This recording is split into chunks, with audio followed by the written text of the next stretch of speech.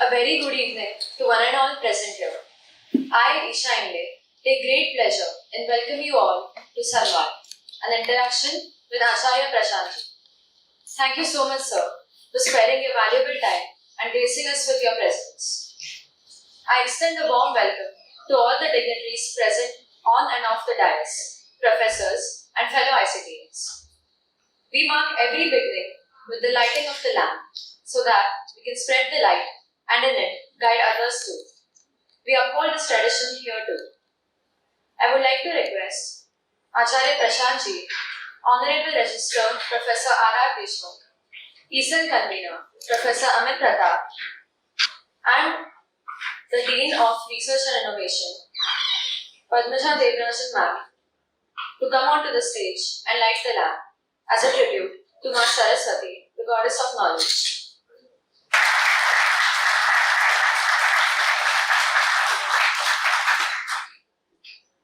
I now call upon our Honorable Registrar, Professor R.R. Deshmukh, to introduce Acharya Prashant ji with the bouquet.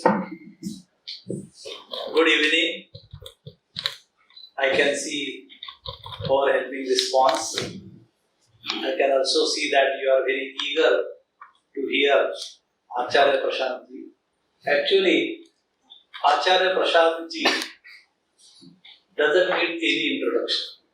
However, as a practice, I have to introduce you, sir. Acharya Prashant is an Indian Vedanta philosopher, environmentalist, and a social reformer. Acharya Prashant completed his education from IIT Delhi and IIM Ahmedabad. Acharya Prashant is an acclaimed Vedanta exegete and a national best-selling author of over 100 books. He is a powerful voice of social spiritual awakening in today's world. Today, tens of millions of people, especially the youth, get inspired daily by Acharya Prashant ji. Through his direct contact with people and through various internet-based channels, he continues to bring clarity to all. Acharya Prashant ji consistently topped in his class and received highest commendations and prizes possible to a student. Since his childhood, he has been reading books, often used to get lost in reading. He would skip meals and sleep. At the age of 10, he had read almost everything in the father's collection and was asking for more books to read. His father had extensive home library and entire library books he had read at the age of 10. Very commendable. He is the founder of a non-profit organization named Prashant Advait Foundation, PAF. He has worked as a management professional for a few years in a variety of industries. When he was 28 years old, he started Advait Life Education out of a mystical and spiritual urge with the goal of giving people an inner clarity missing from their lives. Around the age 30, Acharya Prashant ji started speaking publicly in the form of public discourses and followed by open discussions. Sir, it's an honor to welcome you to address our institute on behalf of ICT-Mumbai. We thank you for accepting our invitation, and without taking much time, I invite Acharya Prashant ji to interact with the audience. Thank you.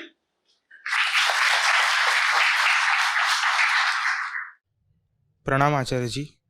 My name is Devranjan. I am third year BTech student, and as we all know, India recently celebrated its 75 years of independence, and as a citizen, I see developed countries of US, UK and those of in Europe which are better developed and better have a better income. This was driven through materialistic ways. How India, as a developing country, can use spirituality to become a developed country. You see, that which you are calling as the materialistic approach, please sit, is nothing wrong actually. It's just that it might not be complete. But there is a difference, a big difference between something being wrong and something being incomplete. Right? Vedanta is very clear about it. Education must necessarily consist of two components. The first component, or the lower component, is called avidya or aparavidya.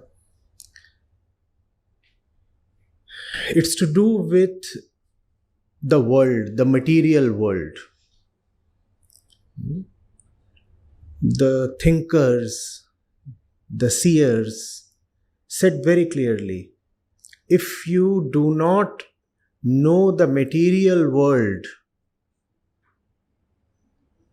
you will be condemned to fall in a deep place, deep and dark place.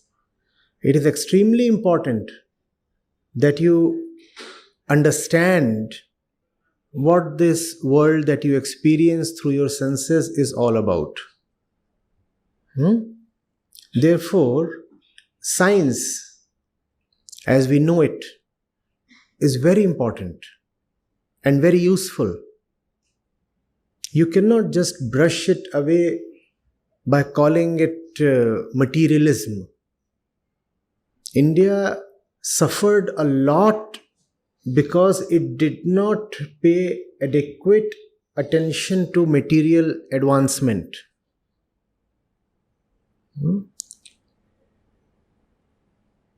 And the sages say both things. On one hand, they say if you ignore material education, you will suffer. And then they say if you ignore inner education, again you will suffer. But out of these two, and this is coming from a spiritual book, therefore it becomes all the more significant. They say out of these two kind of sufferers, the one who suffers due to absence of material education and the one who is ignorant about the inner self, one who does not have inner education, who is the one who suffers more? Guess what do the Upanishads say? They say the one who does not have material education, he suffers more.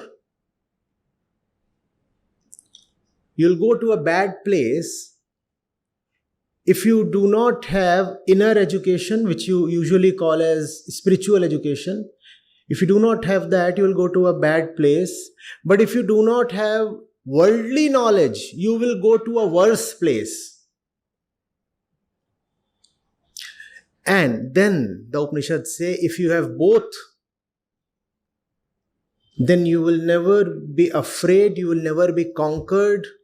You will be such a winner that even death will not be able to terrify you. You must have both. There is a lot that we need to learn from the West. Right? We have paid a price already in our history. When the British came here, with relatively small armies, they were able to defeat the various Indian armies. They fought a lot of battles here. In most of the battles, the British were outnumbered. Their armies were relatively smaller and still they could win. There were many reasons, obviously. But one of the reasons was that their technology was more advanced.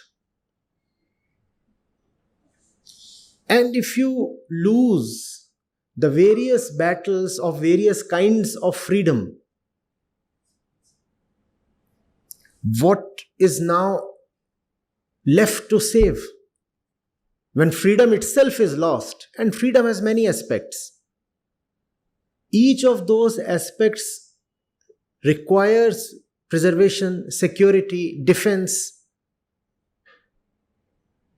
A lot of that requires you to be materially strong.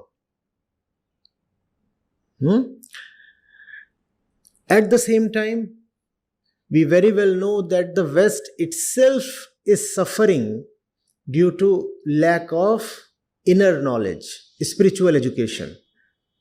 And because the West did not pay adequate attention to that aspect, they themselves have landed in a big mess. You look at the climate crisis today, 90% of the crisis is attributable to the developed Western first world. It could be said that lack of inner education is one of the important reasons why the West has become such a threat, not only to itself but to the whole world, not only to mankind but to all the species that inhabit this planet. It is very difficult really to say which one is a bigger problem. Not to have material knowledge, or not to have knowledge of the self, knowledge of the mind, knowledge of who you really are from the inside. If you do not have material knowledge, you will fall prey to all kinds of superstitions. If you do not have inner knowledge, you will start considering yourself as the only thing that exists and matters, and that your body and everything that arises from the body, like thoughts and emotions, will be your masters then. It will be another kind of slavery. Do you see what happens? When you do not have knowledge of the world, then somebody from the world will arise and enslave you. And if you do not have knowledge of yourself, then your own evil tendencies will enslave you. In either case, you will be condemned to be a slave. Who wants to be a slave? Nobody. And which slavery is worst? To be enslaved by somebody outside of you, or to be your own slave? Both the slaveries are equally bad. Depending on the context, one could say one is worse than the other. But we do not want to choose here. We want to dismiss both these threats. Right? So our educational institutions must have both.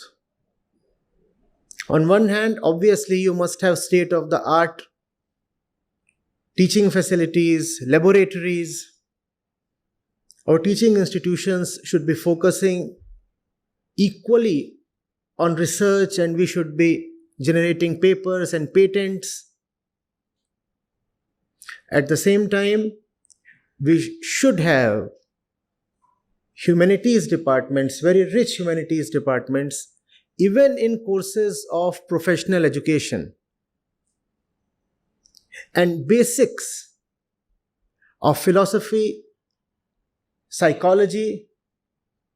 When I say philosophy, I definitely wish to include Indian philosophy, the various darshans that we had. So, you all as students of professional courses must be exposed to that as well. Right? However, by that I do not in any way wish to take away the importance of professional technical education. Science is extremely important. Mathematics, the various humanities, the arts, all of them are very, very important. Along with them, we must also have courses that deal with life. Courses that educate a young person in what it means to exist, what it means to relate. The very question of identity, the question of values, the question of the right relationship between the self and the world. There must be an entire department dedicated to this. If that is not there, there will be problems. The West is already facing those problems. We do not want to follow the West in this respect. We want to take the best from everywhere. We do not want to repeat somebody's mistakes, do we? Yes.